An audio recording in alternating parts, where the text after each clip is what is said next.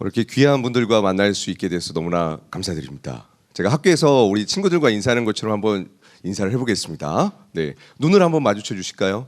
네, 서로 안 친하시죠? 네, 눈 한 번만 마주쳐 주세요. 그리고 이렇게 인사하겠습니다. 당신 때문에 내가 교회에 나옵니다. 시작. 아이들하고 인사하면 이렇게 합니다. 이번에는 아이들이 하는 버전, 아이들이라고 한번 생각해 주시고요. 내가 너 때문에 학교에 나와. 시작. 네. 제가 들려드릴 이야기는 교회에 다니지 않는 아이들에게 복음을 전하는 이야기입니다. 우리 중고등학교에 안에 창체 동아리랑 자율 동아리라는 제도가 있습니다. 저희 어렸을 때는 이제 CA 시간이죠. HR이나 그 시간을 통해서도 지금도 학교에서 예배가 가능합니다. 교회들이 정보를 몰라서 못하고 계시는데 오늘 그 이야기를 좀 나누려고 합니다. 저는 현재 경화여자중학교 교목으로 섬기고 있고 그 외에 여러 학교들을 이렇게 다니고 있습니다. 오늘 크게 저희가 이렇게 여러 지역의 다음 세대 인구 현황을 좀 보면서 이야기를 나누려고 하는데요. 제가 특별히 이 지역에 있는 인구를 좀 알아봤습니다. 네, 먼저 강진구, 네, 인구 대비 다음 세대 숫자입니다. 우리 강진군을 보시면 아시겠지만 아마 교회 학교 대부분이 없을 거라고 예상이 됩니다. 근데 강진군에 교회가 몇 곳이 있냐면 82개가 있습니다. 교회는 엄청 많죠. 그렇다면 그 82개 교회 안에 모두가 나온다고 가정을 해보겠습니다. 그러면 현재 한 교회당 파입니다. 그러니까 교회 학교가 없는 게 어쩌면 정상이에요. 예, 이러한 상황이고요. 그리고 장흥군입니다. 35,000에 인구 대비 비슷하죠. 장흥은 교회가 72개가 있습니다. 모두 나온다고 가정했을 때 아이들 숫자입니다. 정말 다음 세대 상황이 쉽지 않음을 우리가 볼 수 있습니다. 그 다음엔 완도입니다. 완도는 좀 인구가 많죠. 완도 같은 경우에는 교회가 132개가 있습니다. 아이들은 몇 명 있을까요? 한 교회당 나눠본다면 이 정도 숫자입니다. 네, 이게 지금 다음 세대 숫자와 상관없이 모든 지역이 좀 비슷하다는 걸 볼 수 있겠어요. 목포 인구가 제일 많은 지역이죠. 과연 목포 같은 경우에는 교회가 640개가 있습니다. 어마어마하게 많죠. 모든 아이들이 교회 다닌다고 가정했을 때의 숫자입니다. 지금 우리 호남 지역의 교회 학교는 없는 게 정상입니다. 여러분 낙심하실 이유가 없습니다. 없는 게 정상입니다. 예. 근데 이 목포만 예로 들어드릴게요. 우리가 생각의 전환이 일어나야 됩니다. 유치원생만 보면 2,600명이라 어마어마하게 작은 숫자지만 전체를 보면 3만 명이라는 어마어마한 숫자가 있습니다. 우리는 오늘부터 무엇을 고민하셔야 되냐면 이 3만 명을 어떻게 우리 교회에 담아낼 수 있을까? 행복한 고민을 하셔야 됩니다. 근데 이 3만 명이 교회에 없죠. 다 어디 있을까요? 교회 바깥에 있습니다. 교회 바깥에 있는 3만 명에게 다가가서 접점을 만들고 그들과 관계를 형성하고 그들에게 복음을 전하여 교회까지 오게 하는 사역이 학원무고마 사역입니다. 그 이야기를 나누려고 하는데요. 그렇다면 우리에게 실질적인 모델이 있어야겠죠. 아쉽게도 교회에는 모델들이 많지 않습니다. 그래서 우리의 경쟁 업체들의 모델을 몇 가지만 보도록 하겠습니다. 타종교와 이단들인데요. 지금 이러한 타종교와 이단들이 공교육, 우리 아이들이 다니는 학교 안에 다 들어와 있습니다. 이름을 바꿔서 불교가 여가부와 2014년에 MOU를 맺고 템플스테이가 우리 아이들의 인성교육으로 채택이 됩니다. 그래서 유치원부터 군대에 이르기까지 템플스테이가 진행이 되죠. 이걸 왜 하느냐? 우리 아이들을 불교 신자로 만들기 위해서 연구해서 만든 게 템플스테이입니다. 교육청하고 MOU를 맺으면 교사들 직무연수를 하고요. 그 다음에 학기 중에 불교에서 여가부 이름으로 공문이 학교에 하달이 됩니다. 그래서 템플스테이에 참여하라고 독려합니다. 이렇게 해서 우리 아이들을 만나는 생태계를 만들고 있습니다. 지금 우리의 경쟁업체들이 어떻게 생태계를 구축해서 우리 아이들에게 다가가는 부분을 좀 보셔야 됩니다. 근데 그 프로그램이 뭐냐면 불교 예배입니다. 이걸 템플스테이라고 이름만 바꿨을 뿐이에요. 근데 이게 국가에서 다 허락을 하는 거죠. 분당에 있는 초등학교 아이들이고 타 지역에 있는 중고등학교 아이들이 이렇게 템플스테이에 참여하는 것입니다. 이 템플스테이가 1년에 290억의 세금이 지원이 됩니다. 그러면 우리 한국교회 성도님들이 낸 세금도 포함이 되었다는 거죠. 한국교회가 복을 받으면 불교는 부흥합니다. 놀라운 시스템이죠. 예. 여기는 이제 세종시에 템플스테이를 가장 크게 할 수 있는 불교 문화 체험관을 짓고 있는데, 여러분 성전 건축하실 때 국가 세금 지원되나요? 안 되죠. 세금으로 하고 있습니다. 근데 왜 한국교회는 가만히 있을까요? 참 아이러니해요. 2021년에 북한과 함께 금강산에서 템플스테이 하기로 진행이 됐었습니다. 근데 이때 전 세계적으로 코로나가 쫙 퍼지죠. 그래서 이게 캔슬이 됐습니다. 코로나가 정말 힘든 시즌이었지만 어떻게 보면 은혜이기도 했습니다. 예. 국가 정책입니다. 예. 팬데믹 기간 여러분 예배하셨나요? 보이시나요? 유치원 아이들부터 모든 아이들이 템플스테이를 했습니다. 우리는 예배하고 수련회 하면 언론에 나오고 난리가 났죠. 근데 불교는 가능합니다. 사단법인을 만들어서 주무부처와 MOU를 맺었기 때문입니다. 어떻게 이들이 이 생태계를 구축하시는지 보셔야 돼요. 이 하늘색 정장 입으신 분 얼굴 한번 봐주십시오. 그 유명한 하나님이십니다. 하나님 어머님. 네. 하나님의 교회의 하나님 어머님이세요. 얼굴 한번 잘 봐주세요. 근데 함께하는 기관에 집중해 주십시오. 왜 국가기관이 함께할까요? 한국교회에선 이단이라고 하는데 여긴 재단법인입니다. 교회보다 공신력 있는 기관입니다. 이걸 교회만 모르세요. 재단법인과 국가와 MOU를 맺었기 때문에 합법적인 기관이죠. 여기도 노회 지방회가 있습니다. 여기는 판교입니다. 분당에 있는 아이들 3,000명입니다. 중학생, 고등학교 아이들이에요. 인성교육을 하면 연락처를 받습니다. 저희는 보통 친구 초청 잔치하면 선물 주고 교회 나와라 이렇게 하고 하는데 아무도 교회 정착 안 하죠. 이 친구들은 연락처 적응한 다음에 어떻게 하냐면 6개월을 찾아갑니다.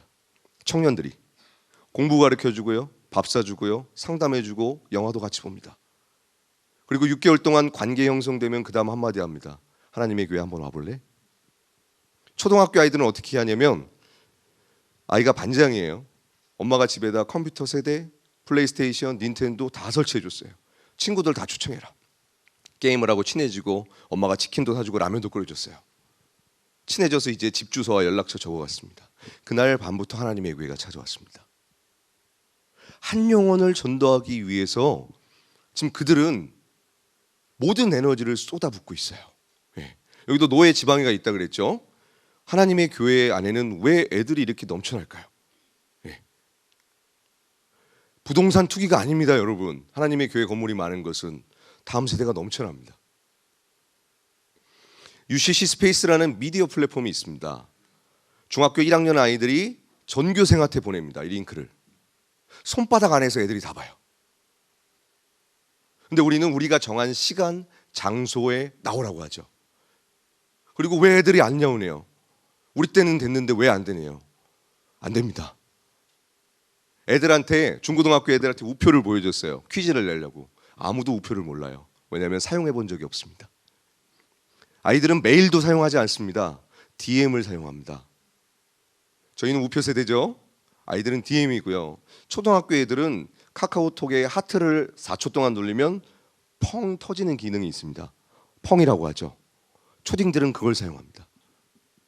제가 왜 이 말씀을 드리냐면 세대별로 사용하는 그 언어에 따라서 이들은 맞춰서 접근하고 있어요. 근데 우리는 계속해서 우표에 맞추라는 거예요. 그리고서 왜 안 오네요? 안 옵니다. 우표 자체를 모르거든요. 이분 얼굴도 잘 봐주십시오. 하나님이십니다. 우리나라에 하나님이 너무 많아요. 그것이 알고 싶다에도 나오셨죠. 단월들을 만드신 분인데 지구를 구하기 위해 오셨습니다. 우리나라의 두 가지 사상을 전파하는데 여기서 만든 게 국학원이라는 데가 있습니다. 홍익인간 사상, 단군 신상 세우는 거 여기서 만든 겁니다. 대한민국 전체가 배웠죠. 그리고 뭐 브레인 교육도 여기서 다 하고 있거든요. 센터별로 청년과 우리 청소년들을 대상으로 캠프 열심히 하고 있고요. 학교에 들어온 지는 15년이 넘었습니다. 그러니까 대한민국에 있는 아이들 대부분이 교육을 받았다고 보시면 될 것 같아요. 교장 선생님 직무 연수도 잘해서 크리스천 교장 선생님들도 단월든지 모릅니다. 여기서 두 개의 플랫폼을 만듭니다. 글로벌 사이버 대학교랑 뇌교육종합대학원 대학교. 글로벌 사이버 대학교가 두 번째 사상을 전파하는 곳인데 이 동영상 보도록 하겠습니다. 문화하면 빼놓을 수 없는 것이 바로 한류죠. 한류 열풍의 주역, 빌보드 차트도 인정한 방탄소년단. 방탄소년단 멤버 7명 중 6명도 이 학과에 재학 중이라고 합니다. 그 대표적인 슬로건이 스타가 이끌고 스타가 배워나가는 그런 학과라는 슬로건을 가지고 있고요. 지금도 방탄소년단, 블락비, EXID 이런 대표적인 한류 스타들도 저희 학과에 재학 중에 있지만 그 이외에도 거의 한 150명 이상 다니고 있는 그런 학과이기도 하고요. 네, 글로벌 사이버 대학교의 우리 BTS 친구들이 이제 거기 학교를 졸업을 했죠. 유엔 연설 때 했던 BTS 유명한 그 제목이 있죠. 러브 마이셀프. 앨범도 러브 마이셀프가 있습니다. 이게 단월대의 핵심 사상입니다. 두 가지 사상이 우리나라 전체에 전파됐죠. 그리고 러브 마이셀프는 세계에 알려졌죠. EBS 하우교육방송과 MOU를 맺고 교육방송을 통해서 우리나라 아이들 전체가 이 사상을 배우고 있습니다. 대통령상도 받았고요. 도지사상도 받았습니다. 그 외에 이러한 수업으로 타종교와 이단들은 다 들어오고 있습니다. 그리고 이 가정폭력 수업에 대강고등학교에 실제 있었던 사례입니다. 강사가 와서 부모들이 종교를 강요하는 것은 죄다. 경찰에 신고해라. 교회 가라고 강요하면 경찰에 신고하라고 가르치고 있어요. 이렇게 접근합니다. 지금 우리의 경쟁업체들이 학교라는 곳에 올인한 이유가 있습니다. 대한민국에는 570만 명이 넘는 약 600만 명의 다음 세대가 있습니다. 근데 다음 세대가 없다고 하는 데는 교회밖에 없어요. 생각을 전환하셔야 됩니다. 교회 밖에 600만 명이 있습니다. 교회 안에서만 과거 방식으로 결혼과 출산으로 유지한 방식만을 추구하기 때문에 출산율 운동을 하면서 5명 낳기 운동을 하고 있거든요. 근데 우리의 경쟁 업체들은 학교로 들어오고 있습니다. 왜요? 600만 명이나 있으니까요. 그들은 사단법인과 재단법인을 만들어서 주무부처와 MOU를 맺고 들어오고 있습니다. 공문을 보내면서 합법적으로요. 그렇다면 우리 교회는, 우리 교단들은 어떠한 대안과 전략이 있으십니까? 우리 같이 읽어볼까요? 시작.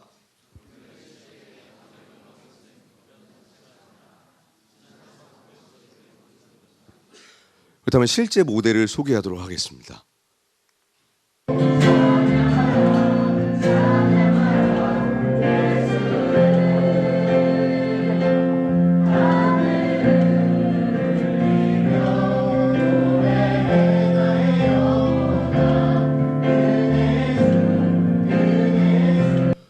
이 아이들은 99%가 교회를 안 다닙니다.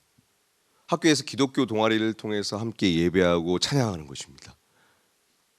그 실제 현장에서 예배하고 있는 현직 중학교 선생님이 이제 그 다음 이야기를 해주실 겁니다. 네. 학교 이름은 밝히지 않을게요. 네.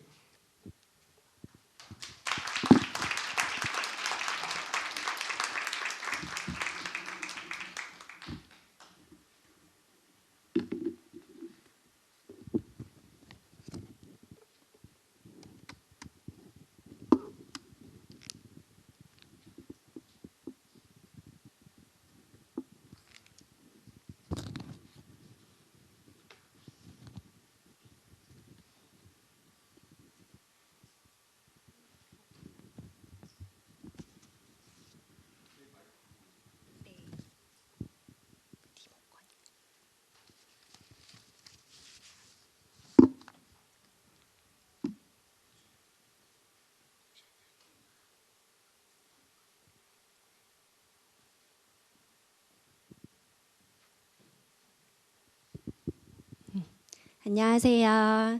저는 공립중학교 교사 정가온입니다. 2022년도에 제가 발령받아 가게 된 우리 학교는 교사들이 근무하고 싶어하지 않는 학교입니다. 왜냐하면 저소득층 가정이 많고 지도하기 힘든 학생들이 많았기 때문입니다. 하지만 하나님은 저에게 학교가 시편 16편에 내게 줄로 재어준 구역, 아름다운 기업임을 깨닫게 하셨고 하나님은 저를 통해서 아이들을 한 명 한 명 찾으시기 시작하셨습니다. 제가 오늘 사용할 아이들의 이름은 모두 가명임을 밝히고 시작하겠습니다. 옆반의 다영이는 몸집이 작은 여학생이었는데 재작년 1학기 말부터 같은 반 남학생들과 엎치락 뒤치락 하면서 하루에도 여러 번 몸싸움을 하기 시작했어요. 다영이의 담임 선생님은 다영이가 자기 아빠를 아동학대로 신고했다고 했습니다. 다영이의 마음 안에 있는 분노가 폭발했던 것이었죠. 근데 그 이야기를 들은 뒤로 제가 오고 가는 길목마다 다영이를 계속 마주치게 되었어요. 왜 이렇게 내 눈에 다영이가 보이는 걸까? 이렇게 질문을 던지던 어느 날 새벽에 깨면서부터 다영이 생각이 났고 저는 마음이 아파오기 시작했습니다. 그날부터 다영이를 위해 기도를 시작했어요. 그리고 수업 시간에 다영이와 좀 친해지기 시작했습니다. 여름방학 하는 날 저는 다영이에게 시간을 내달라고 했어요. 마지못해 동의한 다영이와 학교 앞에 있는 파리바게뜨에 마주 앉게 되었습니다. 다영아, 선생님 너의 담임도 아닌데 왜 이렇게 너한테 관심이 많은 걸까? 왜 이렇게 너가 사랑스러운 걸까? 이렇게 시작해서 다영이에게 1시간 동안 복음을 전하면서 하나님 이야기를 했습니다. 그런데 신기한 건 학교에서는 10초도 집중하지 못하고 1분도 진지하지 못한 다영이가 눈을 반짝거리면서 제 이야기를 들어주기 시작했어요. 마치 하나님이 다영이를 직접 만나시는 것 같았고 저는 다영이와 하나님 사이에서 투명한 유리창이 된 기분을 느꼈습니다. 다영이 안에 있는 하나님을 찾는 한 영혼을 대면하게 되었어요. 다영이는 제가 데려가면 교회에 가겠다고 약속을 했고 저는 그때부터 학교 근처에 교회를 찾기 시작했습니다. 얼마 후에 지하철역 앞에서 저에게 전도용 물티슈를 건네는 분을 만났는데 그분은 바로 저희 학교 5분 거리에 있는 교회 중고등부 전도사님이셨습니다. 그때부터 주일 아침마다 저는 모닝콜을 하면서 다영이를 교회에 데려가기 시작했어요. 다영이는 못 일어날 때가 더 많았지만 자기 친구 은주를 데려왔고 은주는 자기 남자친구를 데려와서 저의 고객이 모두 3명이 되었습니다. 그리고 그 뒤로 우리 반 아이들 또 제가 수업하는 아이들이 한 명 한 명 오게 되어서 10명 정도로 늘었어요. 그리고 다영이는 그해 겨울에 전학을 갔습니다. 마지막 인사를 하러 교회에 오겠다는 다영이의 전화를 받고 나서 제 눈에는 다영이 후로 오게 된, 다영이 때문에 깔게 된 멍석 위에 앉아있는 10명의 아이들의 얼굴이 보이면서 눈물이 났습니다. 다영이가 하나의 미랄이 되어서 학교 친구들을 교회로 올 수 있는 다리를 연결하고 자기 사명을 다한 뒤에 떠나는 것 같았고 그 자리에 다영이 대신 10명의 다른 다영이가 앉아있는 것처럼 보였습니다. 다영이가 교회로 연결될 즈음에 하나님은 제가 기도할 때마다 우리 반 아이들이 모여 앉아서 큐티하는 그림을 반복적으로 보여주셨어요. 그래서 저는 큐티 모임을 만들기로 했습니다. 저를 좋아하고 잘 따르는 반장을 포함해서 예쁜 아이들 4명을 골랐어요. 그래서 이제 큐티 모임을 하기로 했습니다. 그런데 반장 학생이 저한테는 선생님 너무 좋을 것 같아요 라고 이야기했는데 뒤에서 다른 선생님들을 만나고 다니면서 담임 선생님이 종교를 강요해요. 학교에서 종교활동하는 거 불법 아니에요? 이렇게 말하고 다닌다는 것을 알게 되었습니다. 학생들이 자발적으로 종교활동을 하는 건 괜찮은데 교사가 종교 색깔을 드러내는 거는 조심스러운 일이거든요. 저를 따르던 학생인데 배신감도 느꼈고 눈앞이 캄캄했습니다. 그날 저녁 저는 제가 아는 모든 분들에게 기도 부탁을 했고 그분들이 간절하게 기도를 해주셨어요. 그리고 저는 하나님이 기뻐하시는 일을 위해서 물러서지 않겠다는 고백을 할 수 있었습니다. 그 다음날 교무부장님이 저를 부르셨어요. 그런데 하나님이 지혜를 주셔서 저는 그 모임에 대해서 허락을 받게 되었습니다. 그리고 이 일을 통해서 학교에서 공식적으로 기독교 자율 동아리를 만들 수 있다는 정보를 얻게 되었어요. 동아리는 연초에만 만들 수 있으니까 다음 해를 기약하게 되었죠. 근데 그러는 사이에 저하고 함께 큐티 모임을 하기로 한 그 4명의 학생들이 모두 변심해서 안 하겠다고 하는 거예요. 모임은 허락받았는데 할 사람들이 사라진 거죠. 하지만 하나님이 일주일 만에 저에게 뜻밭의 멤버들을 5명 붙여주셨습니다. 통합 지원반 친구, 그리고 친구들이 없는, 소외되어 있는 친구, 그리고 잘 앉아있지 못하는 우리 반에서 제일 산만한 불교 친구, 제일 많이 싸우는 친구, 규칙을 잘 어기는 뺀질이 여학생. 제가 물어볼 생각이 전혀 없었던 학생들이었어요. 누가복음 14장에 하나님의 나라에 대한 비유가 나옵니다. 잔치를 벌여서 사람들을 초청했는데 아무도 오지 않겠다고 했죠. 그러자 주인이 나가서 가난한 자들, 몸 불편한 자들, 맹인들, 저는 자들을 데려와서 자리를 채우라고 합니다. 마치 그 말씀이 이루어진 것 같았습니다. 그리고 저는 회개했습니다. 내가 하나님을 위해 일하려고 하면서도 사람들을 고르려고 했구나. 내가 그리는 그림과 하나님과 그리는 그림이 다르구나. 하나님이 찾으시는 사람과 내가 찾는 사람이 다르구나. 그리고 천국은 가난한 자에게 주어지는 잔치구나. 그래서 저도 이제는 하나님이 찾으시는 사람을 찾겠다는 결심을 하게 되었습니다. 그렇게 시작된 모임에 우리 반 학생들이 한 명 한 명 늘어나기 시작했어요. 2-3명 빼고는 모두 예수님을 몰랐지만 같이 찬양하고 말씀을 보고 기도도 따라했습니다. 그 모임이 여름에 시작되었는데 가을이 지나고 11월의 어느 날 옆반에 희영이가 자해를 한다는 이야기를 들었어요. 희영이는 자기 손목을 긋다가 긋기야는 자기 목에 스스로 줄을 매기까지 했습니다. 이번에 하나님은 저에게 희영이를 저에게 붙여주시겠다고, 하나님은 길을 잃어버린 자녀들에게 하나님의 마음을 전해주는 걸 기뻐하신다는 마음을 주셨어요. 근데 저는 희영이 담임이 아니었기 때문에 아는 척을 할 수 없었습니다. 그래서 기도만 하고 있었는데 3주 뒤 12월의 어느 날 희영이가 저한테 찾아왔어요. 선생님이 하는 반 모임에 저도 가도 돼요? 희영이는 우리 반 아이들만 하는 모임에 찾아온 첫 번째 다른 반 학생이었습니다. 희영이는 예수님을 모르는 아이였어요. 희영이가 처음 온 날 저는 아가서 2장 말씀을 나누었고 아이들에게 이 기도문을 따라 읽게 했습니다. 그리고 이것이 우리를 찾으시는 예수님의 음성이라고 말했습니다. 희영이는 지금은 교회도 나오고 친구들도 전도하고 교회 찬양팀에 들어가서 하나님을 노래하는 사람이 되었습니다. 희영이를 시작으로 그의 겨울이 될 때까지 옆반, 옆반, 그 옆반 계속 다른 반 학생들이 찾아오기 시작했어요. 모두 예수님을 안 믿는 친구들이었습니다. 우리 반 아이들과 하던 모임에 다른 반 아이들이 찾아오는 것을 보면서 저는 하나님이 이제 울타리를 확장해서 우리 학교 전체 아이들을 만나라고 하시는 것 같았습니다. 이제는 기독교 동아리를 만들 때라고 말씀하시는 것 같았어요. 저는 우리 학교 아이들이 모여서 찬양하는 그림을 마음에 품고 기도하기 시작했습니다. 기독교 동아리를 만들려면 교장 선생님께 허락을 받아야 되는데 작년 1월 10일 겨울방학식을 하는 날 주님이 제 마음에 오늘이야 라는 마음을 주셨고 저는 교장실에 내려가서 기독교 동아리를 만드는 것을 허락받게 되었습니다. 하나님이 제 마음에 등불을 높은 곳에 매다는 그림과 함께 마태복음 말씀을 주셨어요. 너희는 세상의 빛이라 산 위에 있는 동네가 숨겨지지 못할 것이요.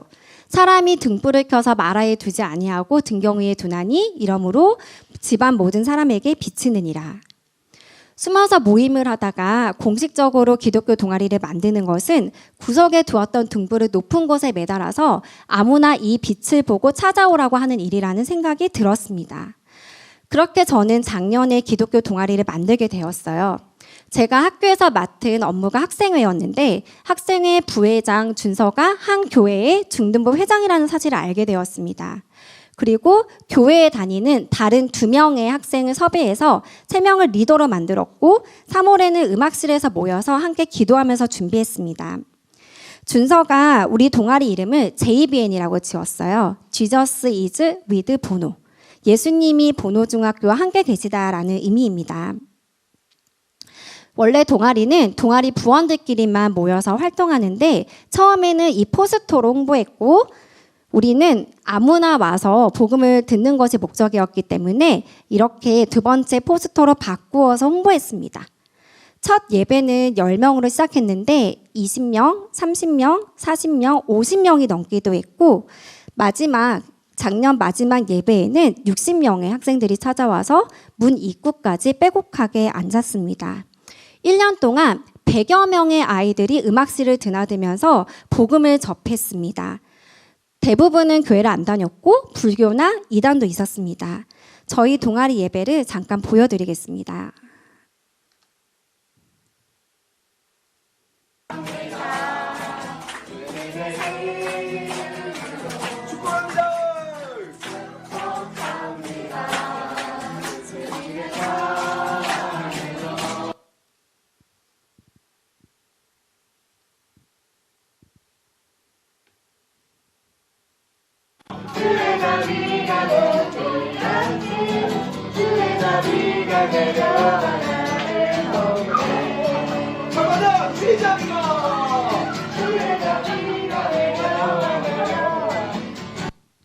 이거는 모태신앙이었던 두 아이들이 리더 아이들이 간증했던 일부입니다.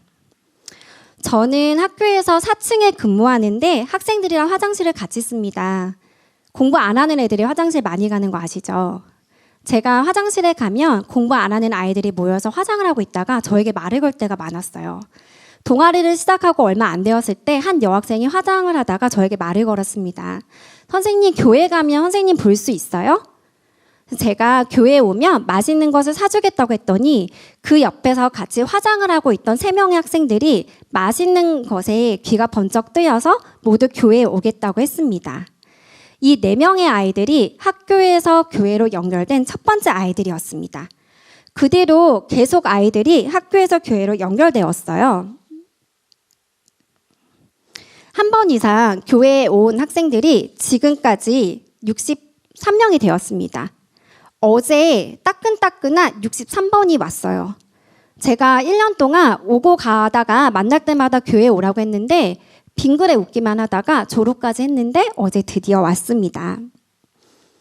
우리 교회 중고등부는 늘어나는 새신자들 때문에 1부와 2부로 분리되었습니다. 작년 여름 교회 수련회에 저희 학교 소신자 아이들이 생애 첫 수련회를 가게 되었어요.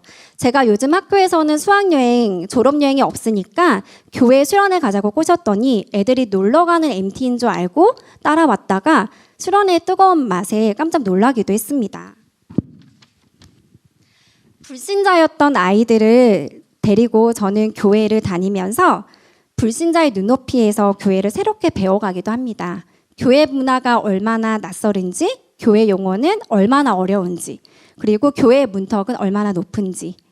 어느 날 전도사님께서 처음 온 우리 아이들에게 말씀하셨어요. 처음에는 설교가 이해되지 않지만 나중에는 은혜 받을 거야. 우리 아이들은 은혜 받는다라는 말을 이해하지 못했고 저는 은혜란 하나님이 마음에 주시는 기쁨, 감동, 깨달음이라고 풀어서 이야기해 주었습니다.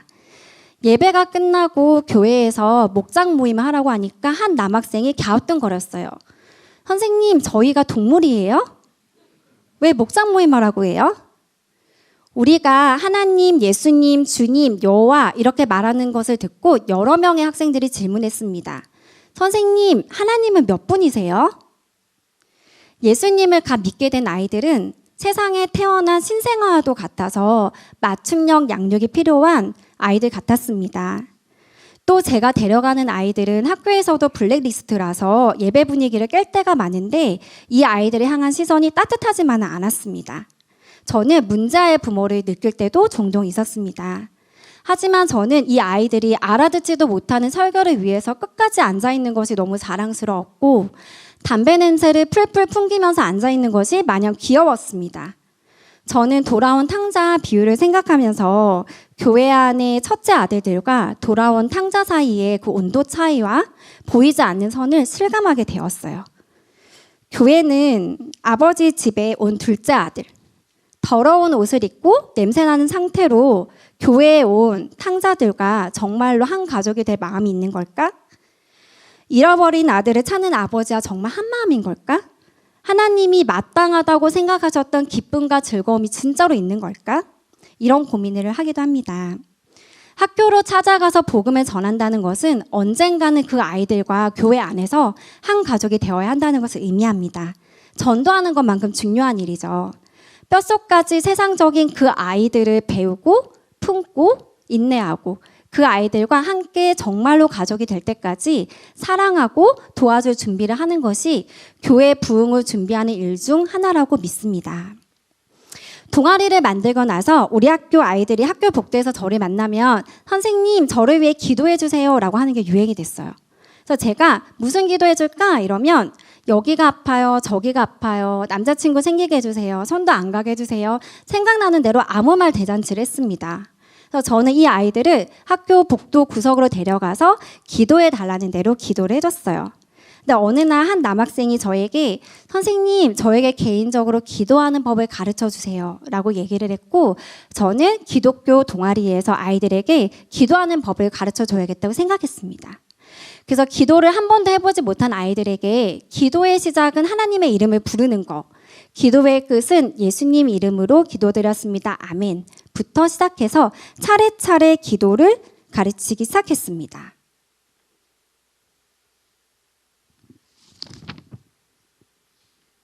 주셔서 감사합니다. 네. 선하신 하나님을 찬양합니다.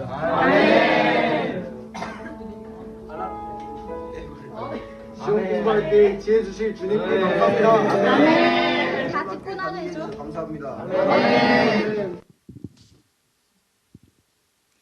예수님을 모르던 아이들이 복도를 지나가다가 선생님 저 요즘 기도 열심히 하고 있어요, 또는 선생님 이 일은 기도해야 돼요 라고 말을 할 때 정말로 큰 기쁨을 느끼게 됩니다. 저는 동아리에 온 아이들을 소그룹으로 나누고 학교 밖에서 만나서 천지 창조부터 시작해서 복음을 30분 동안 스토리로 전하고 영접 기도를 시키고 있습니다.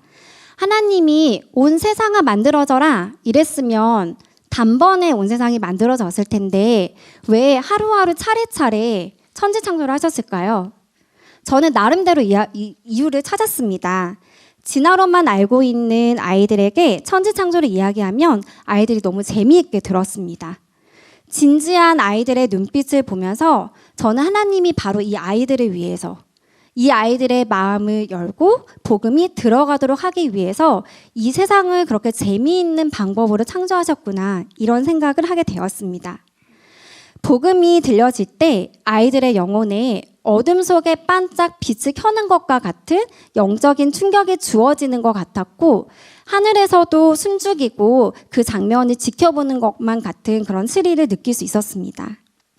영접 기도를 통해서 아이들은 흑암의 권세의 땅에서 하나님의 아들의 사랑의 나라로 건너오며 영적인 소속을 바꾸었습니다.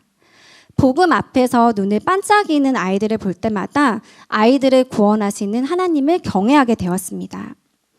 결심문 기도를 하고 나면 저는 이제 마음 안에 이제 예수님 계시니까 어떤 문제든지 기도할 수 있다고 가르쳤어요. 그러면 아이들은 저에게 가위 눌림, 불면증, 이성교제로 인한 상처, 사기치고 도망간 아빠, 가정폭력 등을 털어놓았습니다. 저는 그 자리에서 아이들을 위해 기도해 주었고, 아직 기도의 언어가 낯선 아이들에게 집에서 혼자 기도할 수 있도록 맞춤형 기도를 만들어서 카톡으로 보내주었어요. 이제 막 출발한 믿음이지만 아이들은 자신들의 문제이기 때문에 정말로 따라하는 기도를 했고, 하나님은 하나하나 응답하셨습니다. 가위 눌림이 사라지고 불면증이 좋아졌어요. 분노 조절이 잘 못하는 남학생은 자기 성격이 좋아진다고 했고, 상처는 흐려졌다고 고백했습니다. 하나님은 아이들에게 스스로를 계시하시면서 스스로를 직접 증명하셨습니다. 하나님은 아이들의 삶에서 신실하게 발견되시는 하나님이셨습니다. 또 한 그룹의 아이들을 소개하고 싶습니다. 작년 성금요일 날 저는 퇴근하다가 학교 계단에서 5명의 아이들을 만났습니다. 우리 학교 일진 아이들이었는데 계속 출석 정지 징계를 받는 아이들이었어요. 그날도 출석 정지 징계를 받고 자기들끼리 모여 있었죠. 제가 그냥 지나가려고 하다가 말을 걸었습니다. 우리 학교 VIP들이 다 모여 있구나. 그랬더니 이 아이들이 심심했는지 저하고 이야기를 나누기 시작했어요. 그래서 저는 선생님이 맛있는 거 사줄 테니까 밖에서 한번 만날래? 라고 했고, 아이들은 좋다고 했습니다. 그날 저녁 저는 VIP 채팅방을 개설했어요. 예수님이 돌아가신 날 이 아이들을 만난 것이 저에게는 선물과도 같았습니다. 그 다음날 저의 묵상 본문은 예레미야였습니다. 보라, 내가 너를 먼 곳에서 구원하며 내 자손을 포로된 땅에서 구원하리니. 제 마음에 주님이 멀리 가버린 아이들을 데려오겠다고 말씀하셨어요. 예수님이 하늘에서 땅으로 가장 먼 사랑의 여행을 하셨고 아무도 들어갈 수 없는 사람들의 마음에 들어가셨기 때문에 아무리 멀리 가버린 아이들이라도 데려오실 수 있는 하나님이라는 것을 깨닫게 되었습니다. 저는 우리 학교 아이들에게 매일매일 카톡 채팅방으로 이렇게 말씀과 기도문을 보내거든요. 이 VIP 아이들에게도 똑같이 말씀을 보내주었는데 한 아이가 이렇게 대답했습니다. 하나님께서 우리 선택하셨네요. 학교에서 환영받지 못하고 교회 한 번도 가보지 못한 학생의 입에서 나온 고백이었습니다. 하나님이 아니고서는 할 수 없는 고백이었죠. 이것은 저의 고백이기도 했습니다. 그동안 하나님이 한 명 한 명 아이들을 찾으시는 스토리를 저는 계속 보아왔거든요. 저는 하나님과 아이들 사이에서 심부름을 할 뿐이었습니다. 이제는 제가 먼저 묻게 되었어요. 하나님, 이제는 누구를 찾아드릴까요? 저는 요즘 이런 생각을 하게 되는 것 같습니다. 예수님은 교회의 머리이신데 왜 이 땅에 계실 때 교회 밖에서 더 많이 사역하셨을까? 머리가 밖에서 일을 하면 몸은 어떻게 해야 되는 거지? 몸은 따라가야지. 그곳이 빈들이든 사마리아 땅이든 그게 교회의 역할이구나. 또 성령님을 민감하게 따라가서 온 세상에 복음을 전파했던 사도행전의 초대 교회들을 생각해 볼 때 교회의 머리이신 예수님이 일하시고자 하는 방향은 복음이 흘러가는 방향이구나. 그리고 지금 복음이 흘러가는 하나의 방향은 바로 학교구나. 학교에 교회가 세워져야 하는구나. 저는 교회 밖으로 나와서 학교로 아이들을 찾아갈 준비를 하는 교회는 머리 대신 예수님을 따를 준비를 하는 교회라고 생각합니다. 그리고 초대교회처럼 복음이 흘러가는 방향으로 진격하는 교회라고 생각합니다. 마치는 말을 하겠습니다. 천국은 마치 밭에 감추인 보화 같다고 합니다. 학교는 하나님 나라가 감추어져 있는 밭입니다. 그 하나님 나라가 발견을 기다리고 있어요.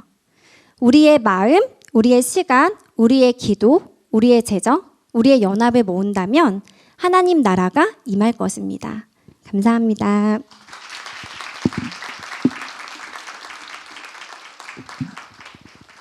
여러분, 학교 선생님들만 아이들에게 복음을 전하고 있을까요? 그렇지 않습니다.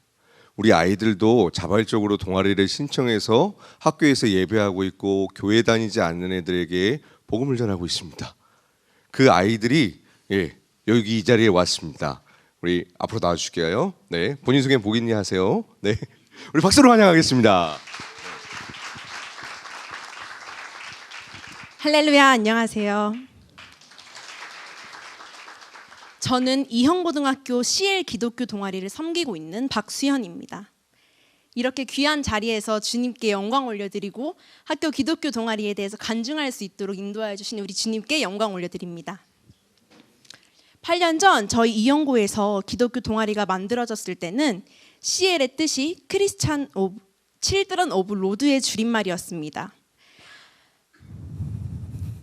하지만 저희가 다시 시작한 이용고 기독교 동아리 CL은 크리스찬 리더의 줄임말입니다. 저희는 예수님 안에서 복음의 능력으로 세상에 선한 영향력을 끼치는 그리스도인이 되길 기도하고 바라고 있습니다. 저는 고등학교 입학 전부터 저희 교회 선배들을 통해 저희 이용고등학교에는 기독교 동아리가 있다는 사실을 알고 있었습니다. 그래서 이용고에 오고 나서 가장 먼저 한 일은 기독교 동아리에 가입하는 것이었습니다. CL 동아리를 통해서 학교에서 예배드릴 수 있다는 생각을 하니 너무너무 행복했는데요. 제가 입학을 하고 났던 해는 코로나가 심했던 시기라 학교 생활은 물론이고 동아리 활동까지 어려웠던 시기였습니다. 세상의 눈으로 보면 부정적일 수밖에 없는 상황과 환경이었지만 하나님께서는 제게 학교 안에서도 하나님이 불러주신 예배자로서 뜨겁게 주님을 예배하고 기도하고 싶은 마음을 늘 주셨습니다. 그래서 기독교 동아리 CL의 부흥과 회복을 위해 매일같이 눈물로 기도하였습니다. 전 혼자가 아니었습니다. 그 상황에서도 말씀으로 늘 나와 동행하신 우리 주님이 계셨고 예수님을 믿는 우리 부원들이 있어서 힘이 났습니다. 저희는 기도로 그치지 않고 이 간절한 마음을 담아 반에서부터 CL 동아리에 대해 소개하고 있었습니다. 그렇게 자연스럽게 하나님이 일하셨습니다. 시간이 지나고 2023년 4월 하나님께서 저희에게 지혜를 주셔서 이제는 비공식적인 모임과 만남이 아닌 많은 친구들이 함께할 수 있는 공식적인 자율 동아리로 바꾸자는 이야기가 나왔습니다. 자율 동아리 신청서를 쓸 때까지만 해도 우리 학교 친구들이 주님을 예배하고 내가 주님께로 인도할 수 있는 그 길을 열구나 이런 생각에 정말 설렜는데요. 저희가 큰 산에 부딪히고 말았습니다. 종교색이 너무 짙어서 자율 동아리를 내줄 수 없다. 종교 동아리는 학부모님들의 민원이 너무너무 심해서 절대 개설할 수 없다. 이렇게 말씀하시는 교감 선생님의 날카로운 지적에 눈물을 흘리기도 하고 슬프고 아쉬운 마음을 감추지 못하였습니다. 하지만 저희는 포기하지 않았습니다. 마태복음 21장 22절 너희가 기도할 때 무엇이든지 믿고 구하는 것은 다 받으리라 하시니라. 이 말씀 구절을 붙들고 다시 한번 간절히 주님께 기도하면서 임원 친구들과 점심시간마다 모여서 기도했습니다. 또 보고서를 수정하고 또 수정하면서 자율동아리 허가가 나기만을 기다렸습니다. 믿고 구하는 것은 다 주시는 하나님이 일하셨습니다. 임원 친구들, 동아리 친구들과 교회 성도님들의 기도 덕분에 2023년 7월 저희가 드디어 비공식적인 모임이 아닌 공식적인 모임으로 자율 동아리로 새롭게 시작할 수 있었습니다. 저희 CL이 자율 동아리로 개설되고 나서 했던 일에 대해 짧게 말씀드리고 싶은데요. 이용고등학교 축제 때 기독교 동아리로 주님께 영광을 올려드리고 싶었습니다. 그래서 임원들과 많은 회의를 한 끝에 밴드와 함께 찬양을 선보이기로 했습니다. 학교 끝나고 학원 끝나고 주일 예배 끝나고 틈날 때마다 모여서 찬양을 연습했습니다. 모두들 공부에 학원에 알바에 나름대로 바쁜 일정이 있었지만 함께 찬양하는 그 순간은 육체는 힘들지라도 저희 영혼은 정말 어느 때보다 기쁘고 행복했습니다. 전교생이 모이는 축제 때 주님을 찬양하고 복음을 전할 수 있다는 생각을 하니 은혜가 정말 충만한 시간이었습니다. 드디어 다가온 축제날 각자의 자리에서 열심히 악기를 연주하고 춤을 추면서 온 마음을 다해 주님께만 영광을 올려드렸습니다.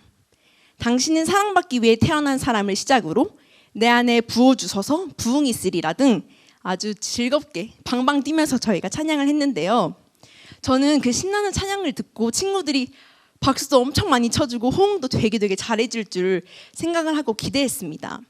하지만 아무도 박수를 쳐주지 않고 정적만이 흐를 뿐이었습니다.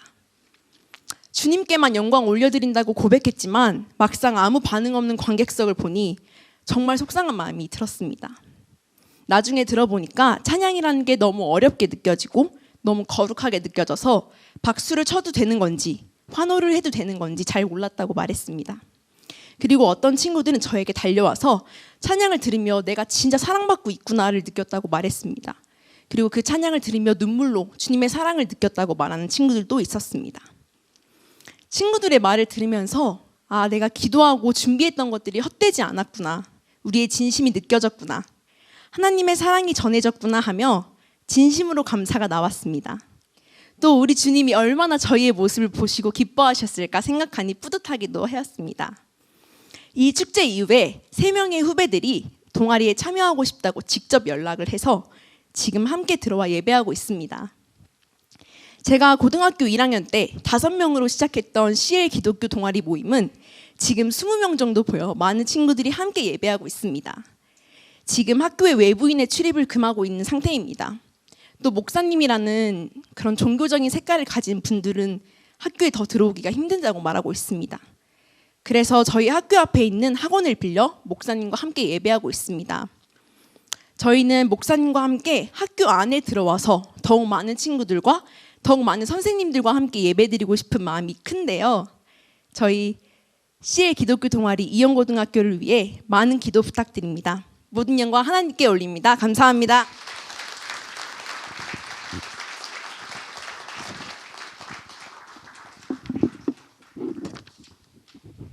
할렐루야, 반갑습니다. 이현고등학교 2학년 재학 중인 양준찬입니다. 제가 이렇게 목포까지 올 거라고는 상상도 못했는데 부족한 저를 이곳까지 인도하신 하나님께 감사드립니다.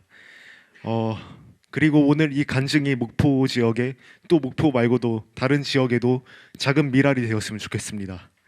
저는 중학교를 졸업하고 겨울방학 때 목회자의 꿈을 가지게 되었는데 고등학교에 올라와 봤더니 신앙을 가진 친구가 하나도 없었습니다.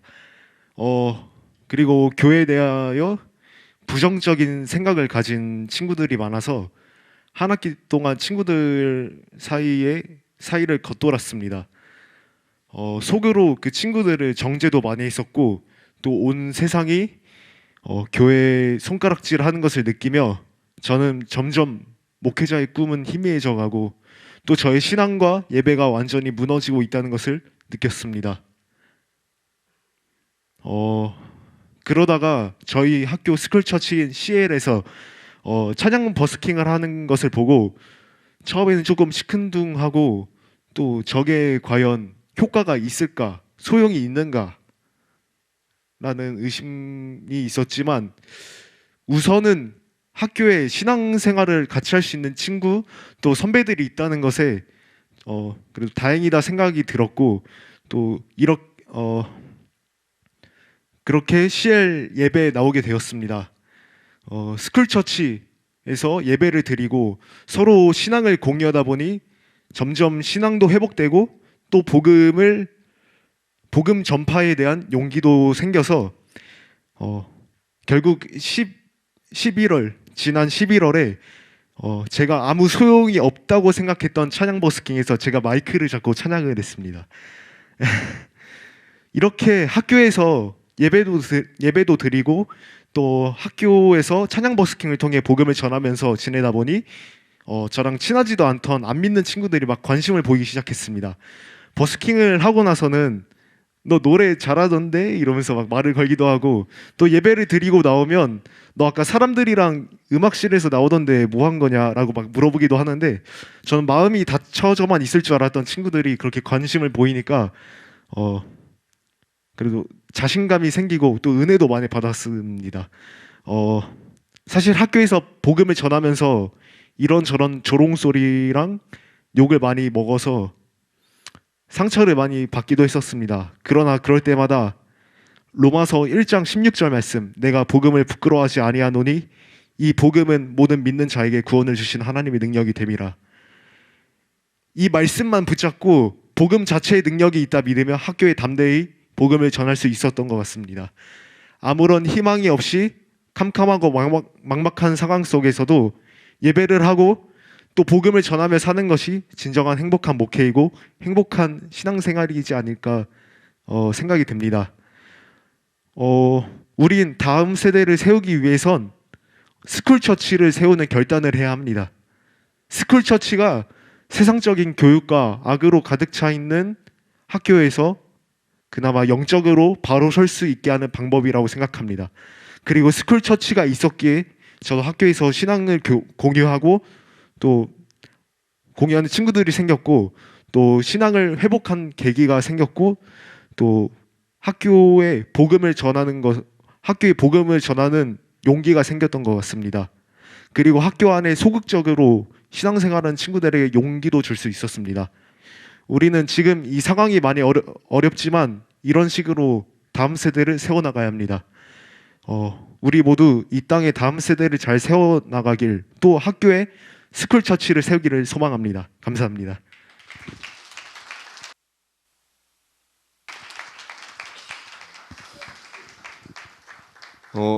오늘 첫 시간은 학교 현장에서 이렇게 예배가 일어나고 있고 지금도 복음을 전할 수 있고 앞으로도 저 복음을 전할 수 있다는 이야기를 들려드렸습니다.